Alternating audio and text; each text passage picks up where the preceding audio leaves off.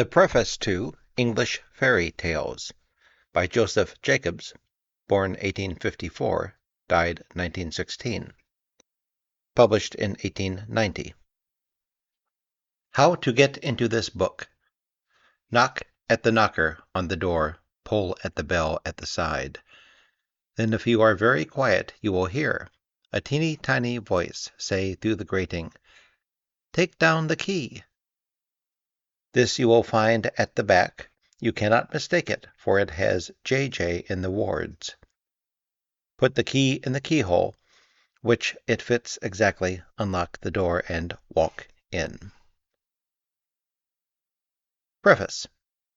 Who says that English folk have no fairy tales of their own? The present volume contains only a selection out of some 140 of which I have found traces in this country. It is probable that many more exist. A quarter of the tales in this volume have been collected during the last 10 years or so, and some of them have not been hitherto published. Up to 1870, it was said equally of France and of Italy that they possessed no folk tales. Yet within 15 years from that date, over 1,000 tales had been collected in each country. I am hoping that the present volume may lead to equal activity in this country, and would earnestly beg any reader of this book who knows of similar tales to communicate them, written down as they are told to me, care of the publishers. The only reason, I imagine, why such tales have not hitherto been brought to light is the lamentable gap between the governing and recording classes and the dumb working classes of this country, dumb to others but eloquent among themselves. It would be no unpatriotic task to help to bridge over this gulf by giving a common fund of nursery literature to all classes of the English people, and in any case, it can do no harm to add to the innocent gaiety of the nation. A word or two as to our title seems necessary. We have called our stories fairy tales, though few of them speak of fairies.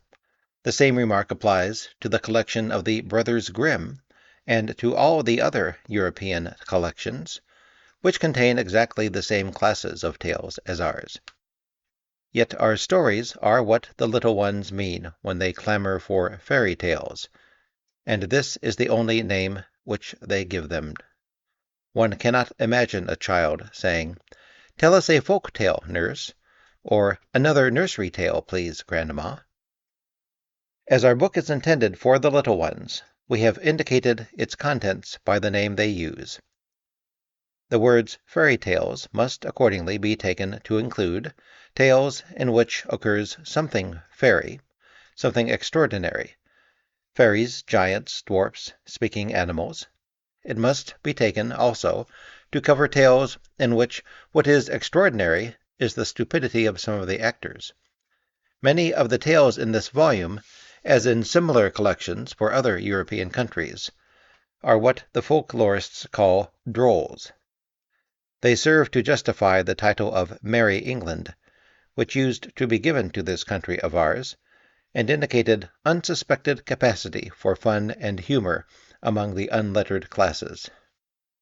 The story of Tom Tit Tot, which opens our collection, is unequaled among all the other folk tales I am acquainted with, for its combined sense of humor and dramatic power. The first adjective of our title also needs a similar extension of its meaning. I have acted on Molière's principle, and taken what was good wherever I could find it. Thus, a couple of these stories have been found among descendants of English immigrants in America.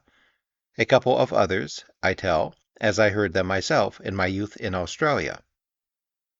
One of the best was taken down from the mouth of an English gypsy.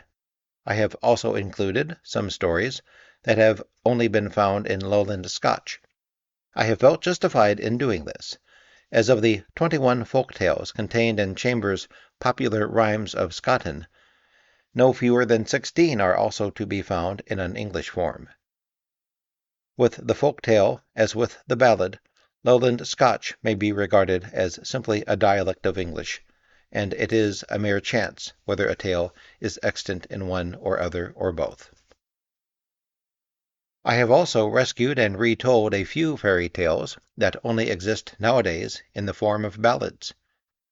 There are certain indications that the common form of the English fairy tale was the conte fable, a mixture of narrative and verse, of which the most illustrious example in literature is Aucassin et Nicolette. In one case, I have endeavored to retain this form, as the tale in which it occurs, Childe Roland, is mentioned by Shakespeare in King Lear, and is probably, as I have shown, the source of Milton's Comus.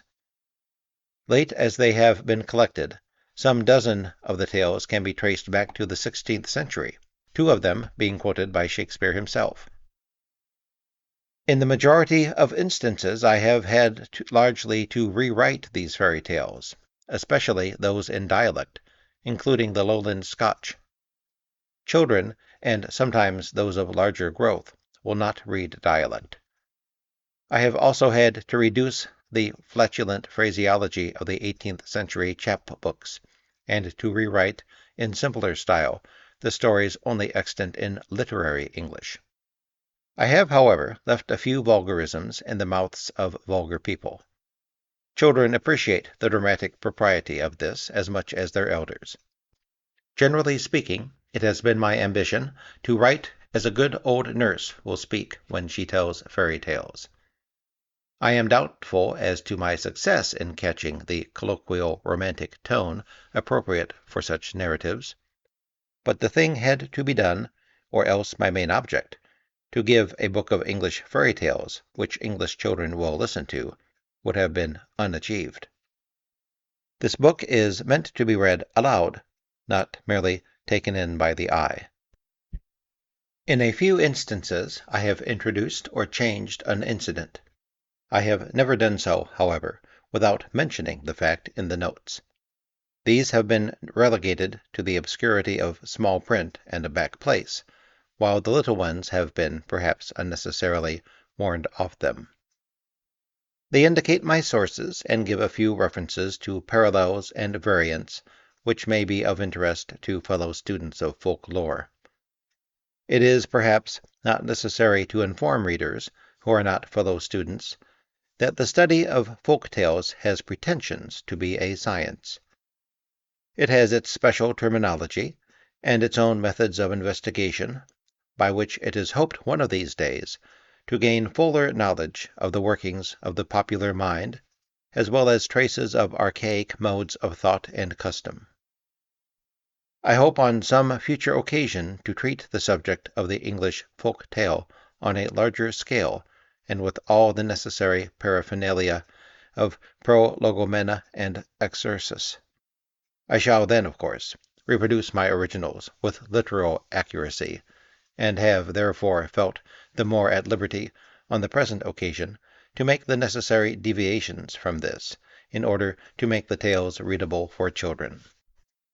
Finally, I have to thank those by whose kindness, in waiving their rights to some of these stories, I have been enabled to compile this book. My friends, Mr. E. Clodd, Mr. F. Hines Groom, and Mr. Andrew Lang, have thus yielded up to me some of the most attractive stories in the following pages. The councils of the English and of the American folklore societies, and Messrs. Longmans, have also been equally generous. Nor can I close these remarks without a word of thanks and praise to the artistic skill with which my friend, Mr. J. D. Batten, has made the romance and humor of these stories live again in the brilliant designs with which he has adorned these pages. It should be added that the dainty headpieces to Henny Penny and Mr. Fox are due to my old friend, Mr. Henry Ryland. Prefatory note to the third edition. I have taken the opportunity of a fresh issue of this book to revise the phraseology and bring the notes, as far as possible, up to date. The remarkable cordiality with which the book has been received by readers, young and old, has laid upon me the obligation of making it as worthy as possible of such a kind reception. Joseph Jacobs.